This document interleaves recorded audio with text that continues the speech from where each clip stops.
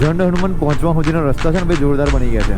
જો તમે totally main રોડથી લઈને જાંબુ ગોળા અને ભાઈ પાવાગઢની ફેમસ લસણની ચટણી અને મકાઈના રોટલા ભાઈ.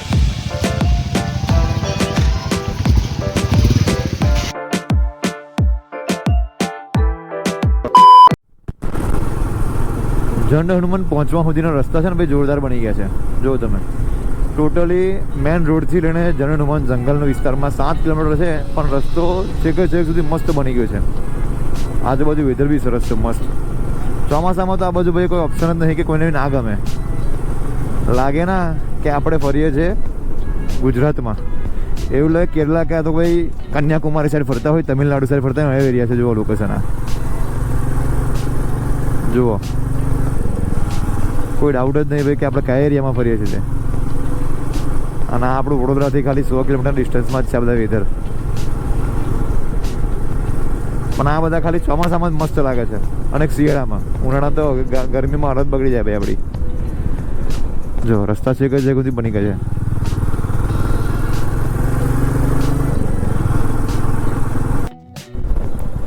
ફાઇનલી ભાઈ we are entering Zand Hanuman મંદિર. વરસાદ ભાઈ વચ્ચે જ પડ્યો, થોડી વાર પછી બંધ થઈ ગયો. વેધર અપડેટ ક્લિયર છે ભાઈ. બજરંગ બલીએ પ્રાર્થના સાંભળી. મેં કીધું વરસાદ થોડી વાર અટકી જાય ને ભાઈ, રોકાઈ જાય તો બેસ્ટમાં બેસ્ટ. અને બસ સેમ એવું જ થયું. મંદિર બી ભીડ તો લાગે જ છે એમ, પણ જોઈએ હવે શું છે અપડેટ.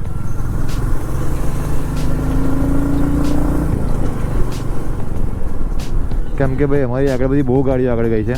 હવે જોઈએ પાર્કિંગ. 2 વ્હીલર છે એટલે પ્રોબ્લેમ કંઈ નહીં. પાર્કિંગના પ્રોબ્લેમ ખાલી 4 વ્હીલરોને જ હોય છે. ભીડ તો છે જ ભાઈ. અહીંથી ઝંડ હનુમાન મંદિર ખાલી છે ને ચોમાસામાં જ ભીડ વધારે હોય આગળ, અને શિયાળામાં. ઉનાળામાં તો ગરમીના લીધે એકદમ કોઈ આવે બી નહીં. ચાલો ભાઈ, વેધર અપડેટ ક્લિયર. મોસમ પણ ફૂલ સાથ હાલે છે ભાઈ. ભીડ છે પણ કંઈ વાંધો નહીં, દર્શન થઈ જશે.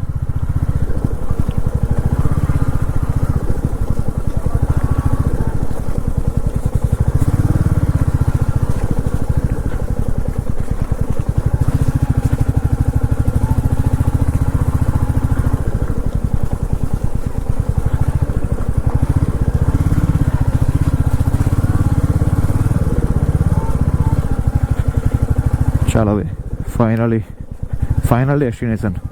જય શ્રી રામ.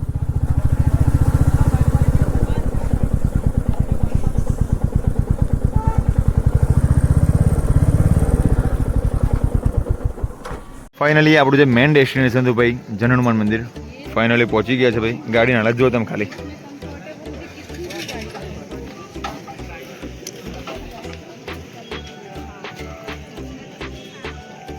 ભાઈ ફાઇનલી ઝંડ હનુમાન પહોંચી ગયા છે આપણે. અને વેધર એકદમ પરફેક્ટ છે, કોઈ જાતની વરસાદી હેરાન નહીં કરી આપણને. અને ભાઈ હા, મંદિરમાં મોબાઈલ એલાઉડ છે ને એટલા માટે આપણે આ જગ્યા પર આવીને શૂટ કરીએ છીએ. કેમ કે ત્યાં સ્ટ્રિક્ટ મોબાઈલ નોટ એલાઉડ છે વિડીયો શૂટ માટેના માટે. એટલા માટે સ્પેશિયલ હું આ જગ્યા પર આવ્યો છું. ઝંડ હનુમાન એક એવું લોકેશન કે આ જગ્યા પર મને રોજ ગયા ને તો રોજ આવું એ લોકેશન છે. કેમ કે અહીં આગળ સાક્ષાત હનુમાનજી બિરાજમાન છે. અને લાસ્ટ રાઈડ મારી સાળંગપુર 26 જાન્યુઆરી લાસ્ટ રાઈડ હતી મારી. અને ત્યાર પછી મોટો બ્લોગિંગ 5 મહિના માટે ટોટલી બંધ હતું.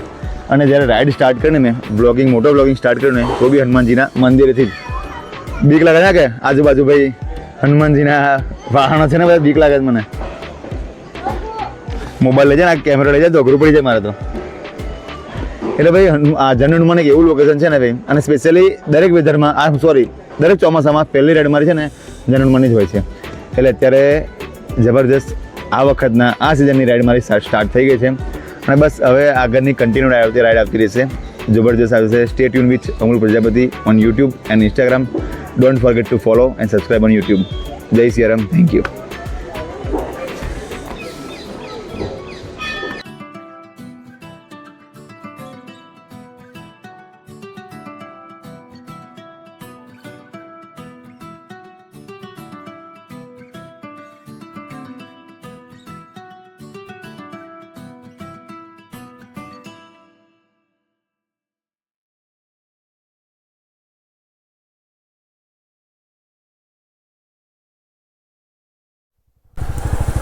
ચલો ભાઈ, જન હનુમાનથી આપણે નીકળી ગયા છે. ભીડ હતી નહીં બહુ, દર્શન ફટાફટ થઈ ગયા છે. મંદિરમાં તો કેવું મોબાઈલ અલાઉડ હોય ને એટલે આપણે મોબાઈલ કોઈ જગ્યાએ ચાલુ કરતા જ નહીં. ખાલી મંદિરવાળા આપણને ટોકે એના કાંઈ સીધી સિસ્ટમ છે, મોબાઈલ કાઢવાનો જ નહીં. દર્શન કરવા છે તો મેઇન ટાર્ગેટ દર્શન કરવાનું હોવું જોઈએ. ચલો હવે બીજું ટાર્ગેટ છે મસ્ત લસણની ચટણી અને ગરમ ગરમ રોટલા, જે એની ફેમસ વસ્તુ છે ભાઈ. પાર્કિંગની મેનર્સ છે, લોકો પાર્કિંગ હરખું કરતા નહીં ને ઉપરથી પ્રોબ્લેમ થાય છે બધા. જો આ વચ્ચે ઊભી કરી હતી ગાડીઓ અને એક જ લાઈન ચાલુ છે વચ્ચે. હવે પેલા આ સાઈડ આવવાનું છે ને આ સાઈડ જવાનું છે.